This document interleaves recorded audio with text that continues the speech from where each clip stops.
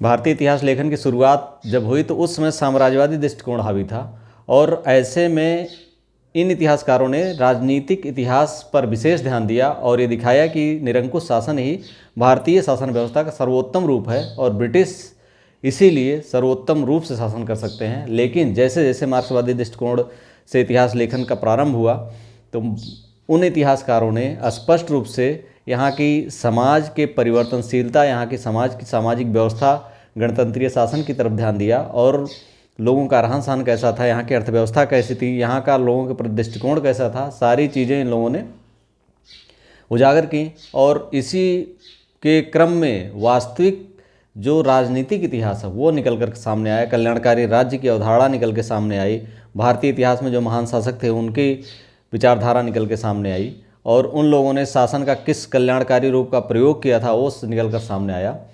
आज हम उसी सामाजिक व्यवस्था का अध्ययन करेंगे। प्राचीन भारत में हम देखते हैं कि पूरा पाषाण काल से लेकर के और आज पूर्व मध्यकाल तक सामाजिक व्यवस्था का परिवर्तन किस तरह से हुआ, सामाजिक व्यवस्था का अनुक्रम किस तरह से हुआ, समाज कैसे परिवर्तित हुआ, हमारा पूरा पाषाण काल का समाज कैसा था और पूर्व मध्यकाल तक आते आते समाज कैसा हो गया। प्राचीन भारत चूँकि पूर्व मध्यकाल तक ही है तो इस दौरान समाज में कितने परिवर्तन हुए, पूर्व मध्यकाल तक आते आते समाज किस रूप में हो गया, ये हम देखते हैं।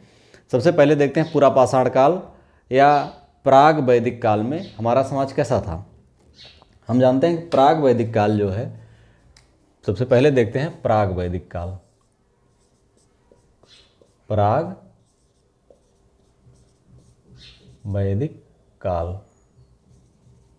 प्राग वैदिक काल मतलब हुआ कि वैदिक काल के पूर्व का काल। इसमें सबसे पहले हम रख सकते हैं, इसमें सबसे पहले किसको रख सकते हैं, पाषाण काल को।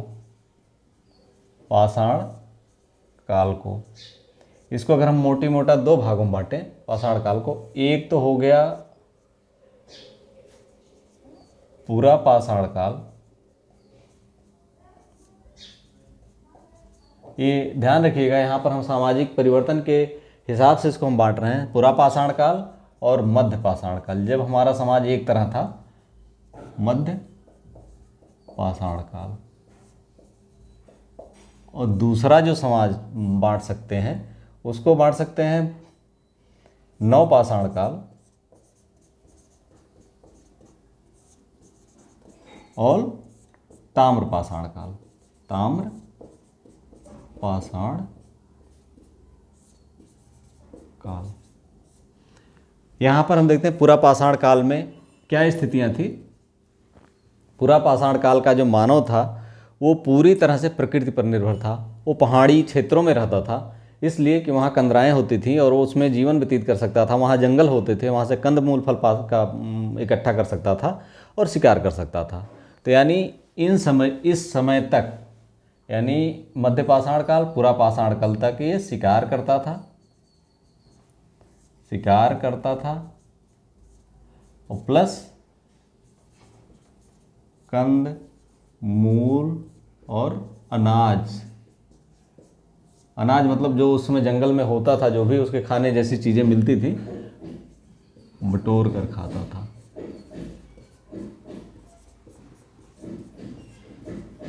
ये समझ में आ रहा होगा। तो इस समय का समाज ये था। हालांकि मध्य पाषाण काल के लास्ट तक आते आते पशुपालन के साक्ष्य मिलते हैं। पशुपालन, इस समय तक जो मानव था वो समूहों में रहता था, पहाड़ी क्षेत्रों में। कहाँ रहता था? पहाड़ी क्षेत्रों में, पहाड़ी क्षेत्र और छोटे छोटे समूहों में, छोटे छोटे आज की तरह का जो समाज व्यवस्था थी वो नहीं थी, छोटे छोटे समूह में रहता था। इसमें मूलतः उसके जो इस तरह से आज हम कह सकते हैं कि अन्य जीव रहते हैं, जैसे कुत्ते हैं, बंदर हैं, इस तरह के समूहों में, तो इस तरह से ये अपने कुटुंब से सीधे रिलेटेड होते रहे होंगे, उनके साथ ही छोटा समूह बन जाता होगा लंबे समय तक रहते रहते। तो इसमें रहते थे छोटे छोटे समूहों में और अब मिल करके या अकेले शिकार करते थे और वो खाते थे उसको। ये पहाड़ी क्षेत्र होते थे, पहाड़ी क्षेत्रों में यहाँ पर इनको पानी मिल जाता था, गुफा मिल जाती थी रहने के लिए और जंगल मिल जाता था शिकार के लिए। ये तीनों चीज़ें यहाँ उपलब्ध थी इनको, और ये इन्हीं क्षेत्रों में लगभग, ऊंचाई वाले क्षेत्रों में इसलिए नहीं रहते थे कि यहाँ पर ठंड बहुत थी, इनको बचना मुश्किल था, इसलिए इन क्षेत्रों में ना ठंड होती थी ना गर्मी, ना ठंड ना गर्मी, तो इनके अनुकूल होता था। ठंड भी थोड़ी सी गुफा वुफाओं में जा कर के बच सकते थे, गर्मी या बरसात से भी बच सकते थे, तो इस तरह से यहाँ इनके लिए अनुकूल मौसम था। लेकिन पशुपालन का जब साक्ष्य मिला तो पशुपालन, या सबसे पहले इन लोगों ने जिस भी जीव को पालतू बनाया हो, विशेषकर कुत्ते आज जो पालतू हैं, ये सबसे पहले पालतू बने होंगे। जब ये पालतू बनाना सीख गए, इसके बाद धीरे धीरे सभ्यता थोड़ी सी आगे बढ़ी और नवपाषाण काल तक यहाँ पर आते आते ये क्या करने लगे, अनाज उत्पादन, शिकार पहले से था और प्लस पशुपालन पहले से था।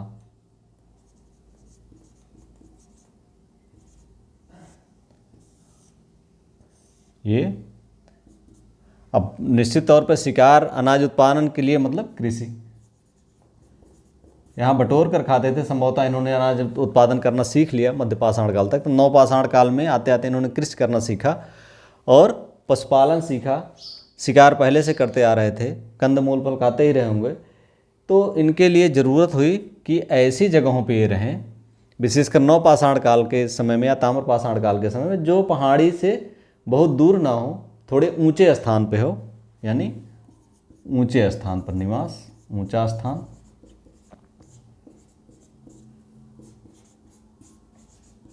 ये ऊंचे स्थान पर उसमें निवास करते थे, जो पहाड़ी से ऊंचे स्थानों पर हों लेकिन जंगल से दूर ना हो, तो इससे इनका जंगल का फ़ायदा मिल जाता था।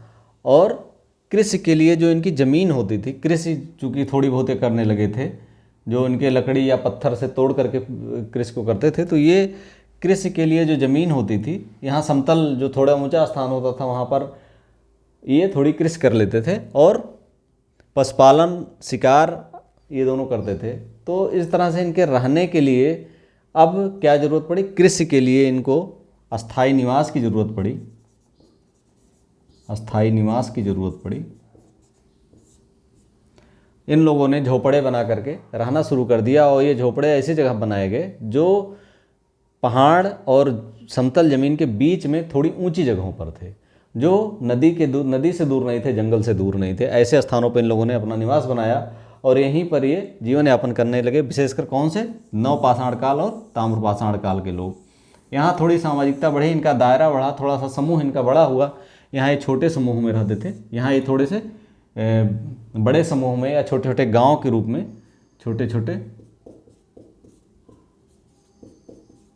गांव के रूप में, जो पुरातात्विक साक्ष्य मिलते हैं, छोटे छोटे गांव के रूप में यहाँ पर इन क्षेत्रों में डेवलप हुए। यहाँ पर हम देखते हैं मेहरगढ़ जैसे क्षेत्र जो इसके कह सकते हैं कि आदर्श क्षेत्र हैं, ऐसा क्षेत्र है जहाँ पर नवपाषाण काल, ताम्रपाषाण काल और हड़प्पा काल सभी सभ्यता के अवशेष पाए जाते हैं ऐसी जगहों पर। तो यहाँ तक की स्थिति ये आती है कि यहाँ पर कृषि के साक्ष्य मिलने जब शुरू होते हैं तो यहाँ पर बर्तन की भी आवश्यकता हुई। बर्तन, तो इन्होंने बर्तन बनाना सीखा, चाक का प्रयोग, और एक दूसरे से सहयोग करना थोड़ा यहाँ पर हुआ, क्योंकि कृषि और बर्तन हर आदमी बनाएगा नहीं, तो इसलिए थोड़ी सी शिल्पकारों की ज़रूरत हुई। तो एक दूसरे से सहयोग करना और बस्ती में लोगों का अलग अलग कार्य करते हुए साथ रहना, एक सामंजस्यपूर्ण जीवन व्यतीत करना, यहाँ पर ये थोड़ा सा सामाजिक व्यवस्था में थोड़ी जटिलता आई, सामाजिक व्यवस्था में थोड़ा सघनता आई और लोग एक दूसरे से जुड़ने लगे, सामाजिक व्यवस्था थोड़ी सी उन्नत हुई नवपाषाण काल और ताम्रपाषाण काल में। इसके बाद हम देखते हैं कि प्राग वैदिक युग में ही दूसरी जो स्थिति आती है, ये तो पाषाण काल की स्थिति होगी, नव ताम्रपाषाण काल, तो दूसरी स्थिति जो हड़प्पा काल की आती है, हड़प्पा काल। यहाँ पर हम देखते हैं कोई कर व्यवस्था नहीं थी, कोई राजा नहीं था, स्वयं सामंजस्य समता पूर्ण जीवन था और लोग अब स्वयं पे ही अपने पुरुषार्थ पे ही विश्वास करते थे, अपने खाने जीने भर का किसी तरह से ये उपयोग करते थे या प्राप्त कर पाते थे। लेकिन हड़प्पा काल के तक आते आते ये जो बस्तियां थीं, ऊंचे स्थानों पर निवास या वहाँ छोटे छोटे गांव थे, इन गांवों ने हड़प्पा काल तक आते आते करीब पश्चिमोत्तर में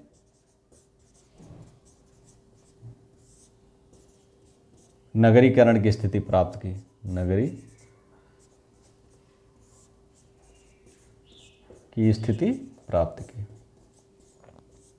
नगरीकरण की स्थिति प्राप्त करने का तात्पर्य यह है कि जो वो क्षेत्र था, थोड़ी ऊंची ज़मीन थी, वहाँ पर मेहरगढ़ से जैसे क्षेत्र थे, वहाँ पर जो बस्तियाँ थीं वो अब धीरे धीरे डेवलप हुई, क्योंकि उनके पास कृषि था, चाय बर्तन बनाने का साधन था, आवागमन का साधन था, क्योंकि ये इनकी मोबिलिटी जो है ऐसे क्षेत्र में थी कि एक दूसरे संपर्क में आने के बाद इनकी मोबिलिटी बढ़ी।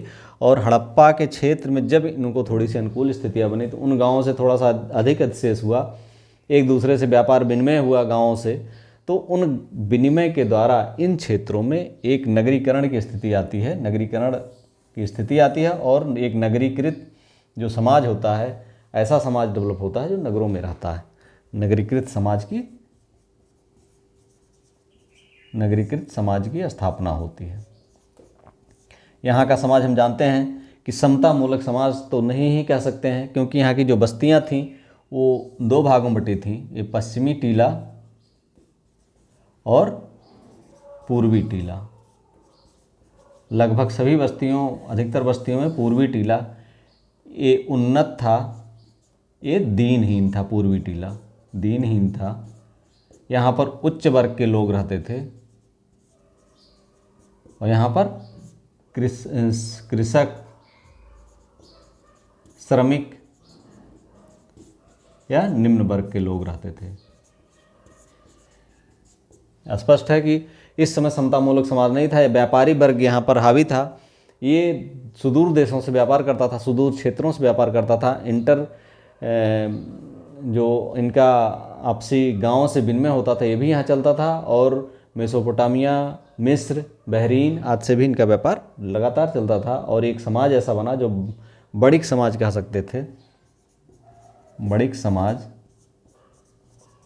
निश्चित तौर पर यहाँ पर एक कर व्यवस्था निश्चित तौर पर रही होगी, क्योंकि जो ये उच्च वर्ग था इसने कर व्यवस्था को या कर प्रणाली को अपनाया होगा और किसी न किसी रूप में कर का प्रचलन, पुरोहित वर्ग का अस्तित्व, इस सब का अस्तित्व के साक्ष्य जो मिलते हैं, जैसे स्नानागार, विशाल स्नानागार मिलता है, तो यहाँ पर हम देखते हैं कि राजा जैसी स्थिति किसी न किसी की रही होगी, पुरोहित,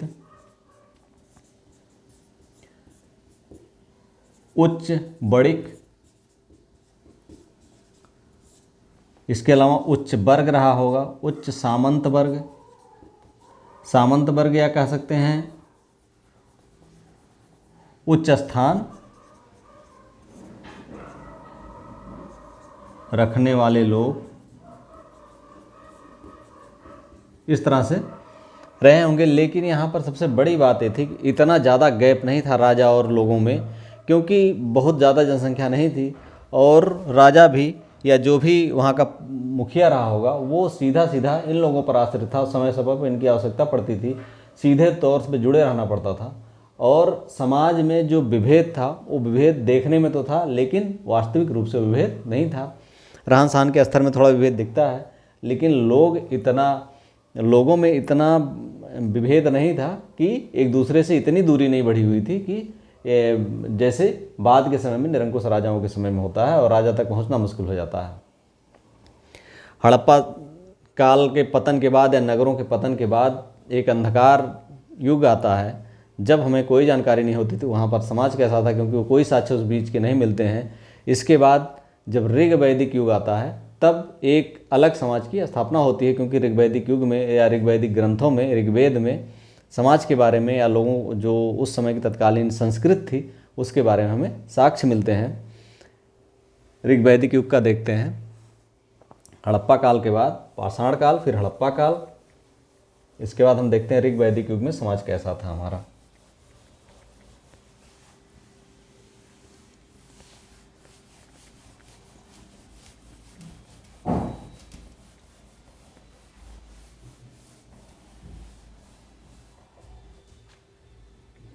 उसके बाद ऋग्वैदिक युग,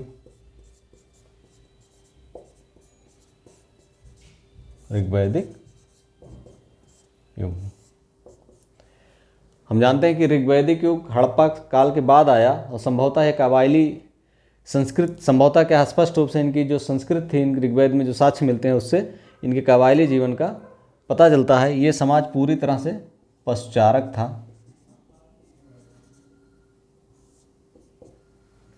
पशुचारक समाज था और पशुचारक समाज के साथ ही ये इनके समाज में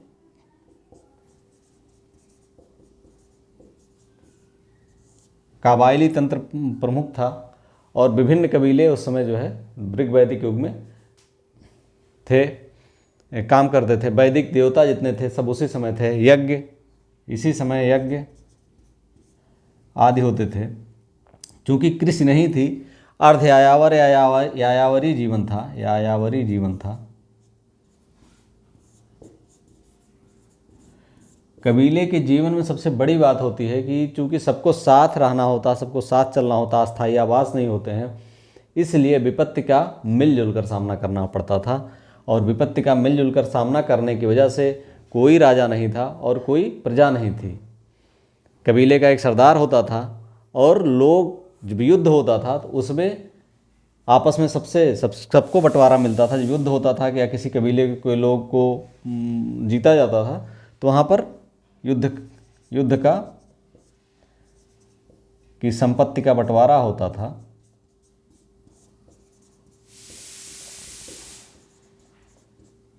वो जो है सबको बराबर दिया जाता था। राजा, हालांकि राजा और पुरोहित अधिक लेते थे, इनकी व्यवस्था होती थी राजा पुरोहित की अलग अधिक लिया जाए, और आम सभा में सारे लोगों को, सभी आम जनों को, सभी जन को ये वितरित किया जाता था। लेकिन चूंकि युद्ध में सभी मिल करके भाग लेते थे, युद्ध में चाहे जितने भी हों, चाहे उसका मुखिया हो, चाहे पुरोहित हो, सबको युद्ध में भाग लेना पड़ता था। तो ऐसे में जो बंटवारा होता था उसमें ज़्यादा विभेद नहीं कर पाते थे और आम सभा में सबको संपत्ति का उस लूट के हिस्सा मिलता था। कर व्यवस्था नहीं थी क्योंकि अस्थायी जीवन ही नहीं था, तो कर व्यवस्था कहाँ से रहेगी। स्वेच्छा से अगर मुखिया को लोग देते थे तो वो बलि मानी जाती थी, बलि दिया जाता था, वो स्वैच्छिक था। नजराना जो दिया जाता था वो स्वैच्छिक था। यहाँ पर संपत्ति चूँकि मुख्य था, क्योंकि जो राजा को गोप या गोपति कहा जाता था, गोप या गोपति। अभी संपत्ति जो थी मूलतः गोप या गोपति, गो से बना है, गोप या गोपति या गाय से, तो ये इसे गोपति ही कहा जाता था। यानी जो जिसके पास ज़्यादा गायें होती थी या उसको गायों का पति बोला जाता था, तो गोपति हो गया। और जो पुत्री थी उसे दुहित्री कहा जाता था, जो दुहने वाली। तो इस तरह से गाय, गविष्ठ को, गाय से मतलब युद्ध के पर्याय को गविष्ठी, गविष्ठ या गाय के युद्ध का पर्याय जो है, युद्ध का पर्याय, युद्ध का पर्याय ये गविष्ठी होता था। तो इस तरह हम देखते हैं कि जो भी कबायली जीवन इस समय डेवलप हो रहा था उसमें कृषि का तत्व गौड़ था, पशुचारण का तत्व मुख्य था। इसलिए एक समतामूलक समाज अभी बना हुआ था। बड़ व्यवस्था जो उत्तर काल में दिखाई पड़ती है, ऋग्वेद में अमूमन नहीं थी, क्योंकि एक ही परिवार के लोग विभिन्न कार्य करते थे। ऋग्वेद में इसका स्पष्ट उल्लेख है। तो हम देखते हैं कि ये अभी भी समाज पूरी तरह समतामूलक कबायली समाज था, कबायली जीवन था। ये आपस में युद्ध करते थे, कबीलों में युद्ध होते थे, लेकिन राजा की स्थिति बहुत आगे नहीं थी। इसके बाद जब उत्तर वैदिक काल आता है, ऋग्वैदिक के बाद जब उत्तर वैदिक काल आता है,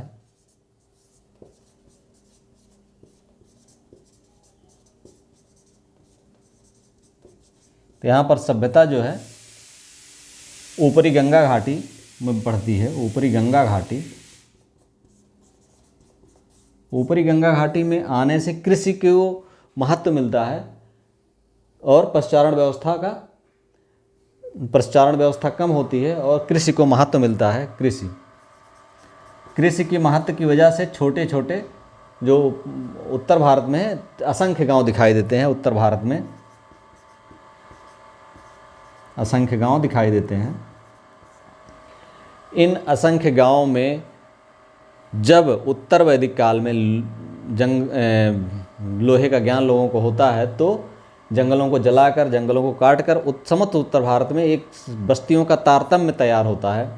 और उन बस्तियों में ये जो कबीले थे, ये कबीले स्थानीय रूप से बसते हैं और पहले से आ रही बस्तियों को भी इसमें शामिल करते हैं, और इस तरह से एक जो बस्ती थी वो तैयार होती है। लेकिन अभी उत्पादन व्यवस्था थोड़ी उन्नत तो हुई, लेकिन अभी उतनी उन्नत नहीं थी। कृषि का कार्य उतनी उन्नत तरीके से नहीं कर पाते थे। और दूसरी चीज़ जो ये थी कि शुरुआती उत्तर वैदिक काल में जो फाल थे, लकड़ी थे, लोहे का ज्ञान नहीं हुआ था अभी, और जो वैदिक काल का यज्ञ विधान था वो उत्तर वैदिक काल में जटिल हो गया था। पशुबल बहुत पर्याप्त मात्रा में दी जाने लगी थी। हम जानते हैं कृषि में उस समय ट्रैक्टर या इस तरह से चीज़ें थी नहीं, कंबाइन मशीनें नहीं थी, तो पशु का ही, बैल का ही उपयोग करते थे। बैल, भैंस, गाय, इन सब का उपयोग कृषि में होता था। और इनके अंधाधुंध यज्ञों में यज्ञ बल के कारण, काटे जाने के कारण इनका नाश हो रहा था। इसलिए कृषक जो है अधिक नहीं उपजा पा रहे थे। अधिक नजराना देने के लिए कृषक राजा को जो नजराना दिया जाता था, जो बल दिया जाता था, वो अधिक नहीं दे पाते थे। और राजा के पास इतनी संपत्ति नहीं होती थी कि वो प्रजा से अपने आप को इतनी दूरी बना ले, गैप बना ले कि वो राजा के रूप में एक महिमा मंडल या आभा मंडल स्थापित कर सके। लेकिन वो अभी नहीं हो पा रहा था। और दूसरी जो स्थिति थी कि राजा जब युद्ध करने के लिए जाता था एक कबीले से दूसरे, या एक क्षेत्र के छोटे छोटे राज्य या छोटे छोटे द्वीप की तरह राज्य बसे हुए थे या छोटे छोटे कबीले बसे हुए थे, इनसे दूसरे से जब युद्ध करने जाता था तो क्षत्रिय और वैश्य साथ उसके जाते थे लड़ने के लिए। क्षत्रिय आगे आगे तीर भाला लेकर के चलता था, पीछे पीछे वैश्य लाठी लेकर के चलता था। जो ऋग्वैदिक युग में युद्ध करते थे, जो ग्रामीणी या बिश थे या ब्राजपत थे, चारागाह जो होता था, ब्राजपत होता था, वो युद्ध में जो जाता था लेकर के, अब ये बिश या बिस्पत या जो गांव का मुखिया होता था, ग्रामीणी होता था, वो लेके जाता था। और जो संपत्ति, चूँकि अधिशेष नहीं उत्पन्न नहीं कर पाते थे पशुबल या यज्ञ के कारण, तो दोनों में गैप नहीं, ये गैप बढ़ा नहीं पा रहे थे, गैप नहीं बढ़ा पा रहे थे, इसलिए बड़े राज्य की स्थापना नहीं हो पा रही थी। और इस गैप को दूसरी तरह पुरोहित वर्ग अधिक लालायित था, उसको अधिक संपत्ति मिले। राजा भी नजराने के लिए लालायित रहता था, लेकिन किसान वर्ग अभी दे नहीं पा रहा था, उसके पास नहीं संपत्ति थी। और इन दोनों इस स्थितियों को बनाए रखने के लिए, जैसे नजराना मिलता रहे, इनको कर मिलता रहे, कर व्यवस्था भी बहुत डेवलप नहीं हुई थी, राजा या उसके सहयोगी ही कर वसूलते थे। इस तरह से कर व्यवस्था उत्तर वैदिक काल के शुरुआती स्टेज में नहीं ही थी, तो राजा के सहयोगी वगैरह जो लेते थे वो व्यवस्था बनी रहे, इसके लिए सबसे पहला काम किया गया कि एक बर्ड व्यवस्था बनाई गई। और बर्ड व्यवस्था चली आ रही थी, उसको सुदृढ़ किया गया, उसको जन्मजात बनाया गया। और उसमें ये व्यवस्था की गई कि ऊपर के 3 बर्ड को द्विज कहा गया, ऊपरी 3 बर्ड को द्विज कहा गया और इन्हें यज्ञोपवीत का अधिकार दिया गया। और तीसरा बर्ड जो था उसको शूद्र था, इसे ऊपरी 3 वर्गों की सेवा के लिए नियुक्त किया गया।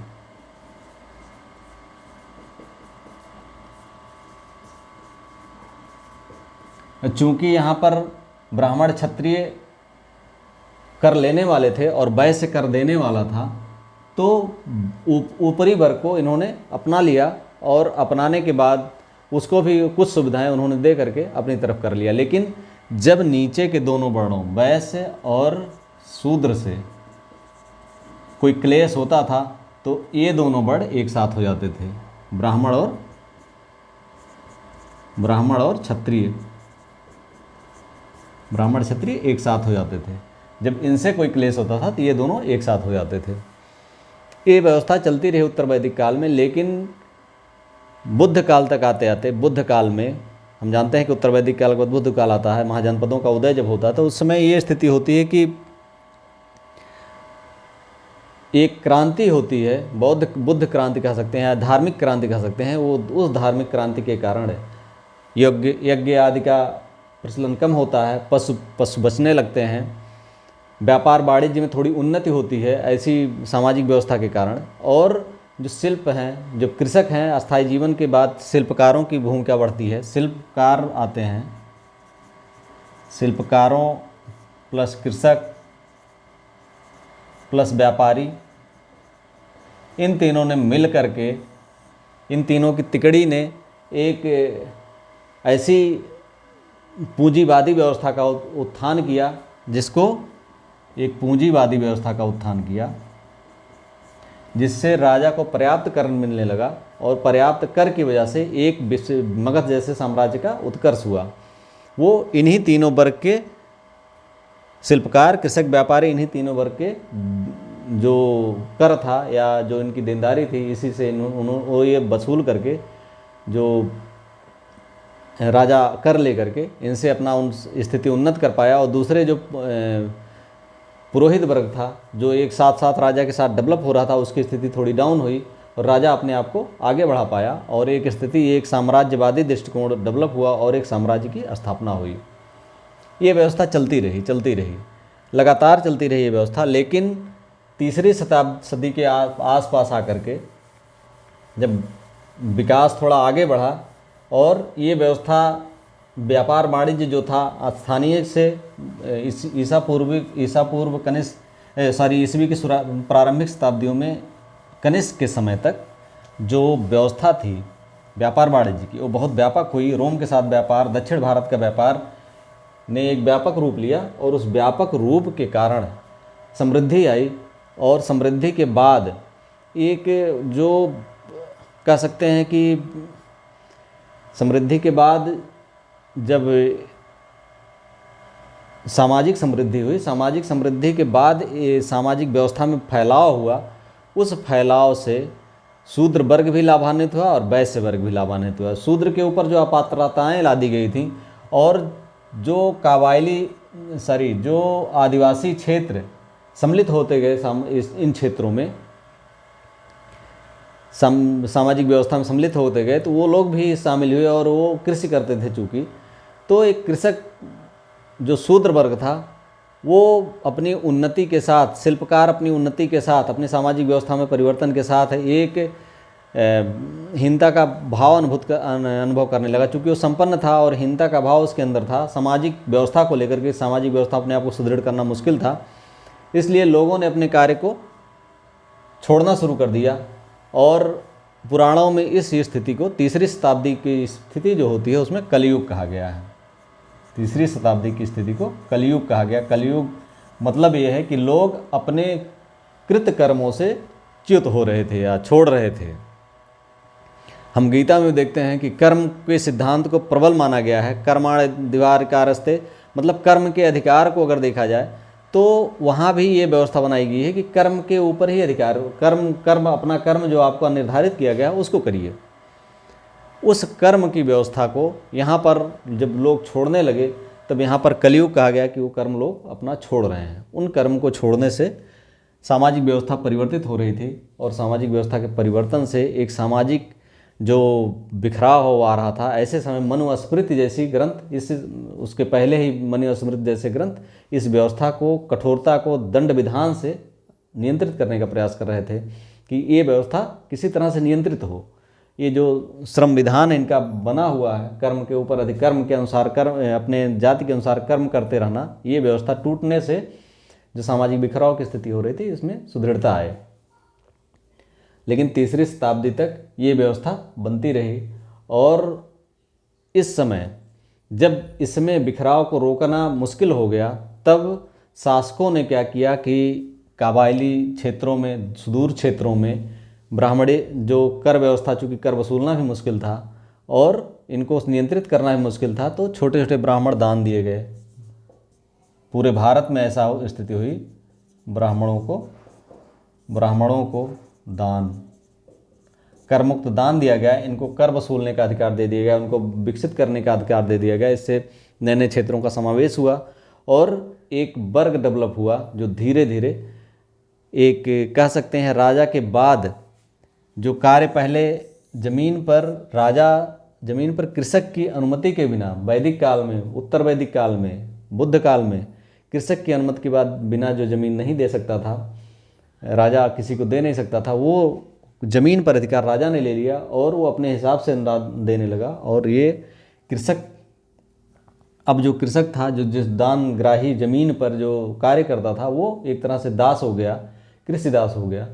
और हम वैदिक काल में देखते हैं कि मजदूर वर्ग के लिए कोई शब्द नहीं है, मजदूर के लिए कोई शब्द नहीं, क्योंकि परिवार के लोग ही कार्य करते थे। और यहाँ पर ब्राह्मणों के दान के बाद जो उस पर कार्य करता था, बड़े बड़े दासों को लगाया गया। हम जहाँ देखते हैं कि जो कलिंग युद्ध के बाद अशोक ने जो 1.5 लाख लोगों को लगभग बंदी बनाया था, उनको कृषदास के रूप में ही लगाया गया। तो ये कृषदासों की स्थिति ये उत्पन्न होती है। एक कृषदास और एक अलग वर्ग भूमिपत्य वर्ग, इससे एक अलग वर्ग भूमिपत्य वर्ग का उदय होता था। और जो एक व्यवस्था टूट रही थी, शूद्र कृषक हो रहे थे, हम देखते हैं ह्वेनसांग शूद्रों को कृषक कहता है। ये जो व्यवस्था बन रही थी उस पर नियंत्रित करने के लिए इस वर्ग को डेवलप किया गया। और बाद के समय में उत्तर गुप्त काल में ये बहुत बड़े बड़े लगभग ये जो ब्राह्मण थे, इसमें सेनापति, महामात या उच्च अधिकारी, उच्च पदाधिकारी, सभी को वेतन के बदले दान दिया गया। वेतन के बदले भूमिदान दे दिया गया, ग्राम दान दे दिया गया। नालंदा को हम देखते हैं 100 गांव का दान दिया गया था। तो इनको दान देने से ये हुआ कि ये क्षेत्र उनके अधिकार में दे दिए गए जिनको दान दिया गया, और उससे ये कर वसूलते थे। एक भूमिपति वर्ग का उद्भव हुआ, और गुप्तोत्तर काल में आकर के, गुप्त काल के बाद आकर के ये सामंत वर्ग के रूप में दिखाई देते हैं। और यही वर्ग ऐसा था जिसने पूरे भारत की सामाजिक व्यवस्था को नियंत्रित किया। और एक जो ब्राह्मण क्षत्रिय वैश्य शूद्र वाली स्थिति थी उसको पोषित किया, क्योंकि इसके द्वारा जो डर दिखाया गया, या जो ईश्वर का डर दिखा करके, अपनी जाति व्यवस्था का डर दिखा करके, बड़ व्यवस्था से अलग ना होने का डर दिखा करके जो व्यवस्था बनाई गई, उस व्यवस्था को चलाने के लिए सामंत वर्ग ने पूरा शोषण और सहयोग किया। इसमें सामंत वर्ग का इस व्यवस्था ने पूरी तरह सहयोग किया, और इस वर्ग ने अपने जो शक्ति से, अपने दंड विधान से, अपने बलपूर्वक उनसे काम लेकर के अपना कार्य किया, और राज्यों का पतन हुआ। इसका कारण है कि इस तरह से जब छोटे छोटे अलग अलग क्षेत्रों में दान दिए गए तो राज्य की शक्ति कम हुई। राज्य इन्हीं सामंतों की सेना पर निर्भर हो गया। सामंत अपनी मनमानी करते थे, और जो सामंत शक्तिशाली होता था वो अगले शासक को कमज़ोर कर देता था और शासक पर नियंत्रित कर लेता था। गुप्तोत्तर काल की यही स्थिति होती थी। और पूर्व मध्य काल तक आते आते पूरा उत्तर भारत इन्हीं सामंतों के, जो विशेषकर राजपूत के रूप में कहलाए, इन्हीं सामंतों के गिरफ्त में आ गया। तमाम सारे वंश बने, उन वंशों ने आपस में युद्ध के द्वारा एक दूसरे को कमज़ोर किया, और फिर ये शासन जो अरब मुस्लिम थे, इनके आक्रमणों को इन्होंने आमंत्रित किया, और आमंत्रित करने के बाद युद्ध के लिए उत्साहित किया। इन स्थितियों में जो स्त्रियों की दशा थी, जो ऋग्वैदिक काल में स्थिति ठीक थी या समता मूलक थी, पुरुषों के बराबर थी, वो जैसे कृषि व्यवस्था हुई, कृषि में पुरुष बल की प्रधानता होती है, तो पुरुष धीरे धीरे पुरुष हावी होता गया। और उत्तर वैदिक काल के बाद बुद्ध काल में भी स्त्रियों को, या अन्य धर्मों में भी स्त्रियों को स्थान नहीं मिला जो पुरुषों को था। आगे के समय में भी पुरुष की ही, पुत्रों की ही कामना की गई। गुप्त काल और विशेषकर सामंतवादी व्यवस्था में जब विलास की प्रधानता हुई तो स्त्रियों की दशा में निरंतर गिरावट आई, और पूर्व मध्यकाल में इसकी चरम परिणति हुई, और चरम परिणति के बाद लगातार गिरावट मध्यकाल तक चलती रही, और इसमें लगातार गिरावट ही आती गई स्त्रियों की स्थिति में। हालांकि जो उच्च वर्ग की स्त्रियां थीं उनमें कुछ शिक्षा की मात्रा थी, लेकिन जो स्वतंत्रता थी वो निम्न वर्ग की स्त्रियों में थी, क्योंकि वो अर्थव्यवस्था में उनका योगदान होता था। उच्च वर्ग की स्त्रियों में योगदान ना होने की वजह से इन्हें पर्दे में ही रखा जाता था। हालांकि कुछ उच्च वर्ग की स्त्रियां पढ़ाई लिखाई कर लेती थीं।